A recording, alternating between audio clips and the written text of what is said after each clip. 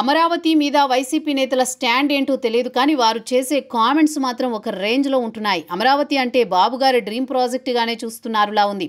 కానీ 5 కోట్ల మంది ఆశాకిరణం అనే ఆలోచన బాగుంటుంది అంటున్నారు. కానీ వైసీపీ నేతలు మాత్రం అమరావతి రాజధాని మీద సెటైర్లు వేస్తూనే ఉన్నారు.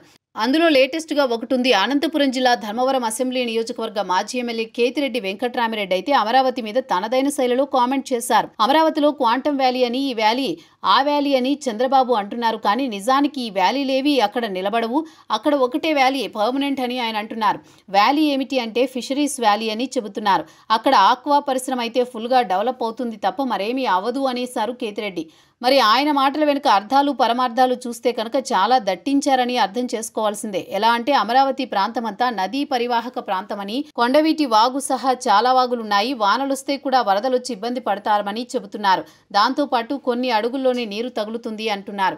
దాంతో అమరావతిలో బాబు మార్క్ ఆకాశ భవనాల నిర్మాణాలు ఎన్ని చేసినా లేక ఎన్ని కార్పొరేట్ సంస్థలు తెచ్చినా అక్కడే ఉండేందుకు సరైన భౌతికపరమైన సదుపాయాలు ఉండవన్నదే వారి ఆలోచనగా ఉంది. అంటే ప్రకృతిపరమైన ఇబ్బందుల వల్ల ఇతరత్రా డెవలప్మెంట్ ఎంత చేసినా అమరావతి విషయంలో అది ప్రతికూలమవుతుంది అన్న భావాలు అయితే ఉన్నట్టుగా కనిపిస్తోంది.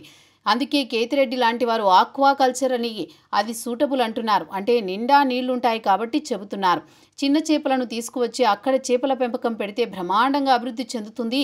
క్వాంటమ్ వ్యాలీ అంటున్నారు కానీ ఆ వ్యాలీలో ఉండదని ఆయన బల్లగుద్ది చెబుతున్నారు. అమరావతి అని చంద్రబాబు ఏమి చెప్పినా ఉండేది ఫిషరీస్ వ్యాలీ మాత్రమే ఉంటుంది. అమరావతిలో ఆక్వా వ్యాలీ అని చెబుతున్నారు.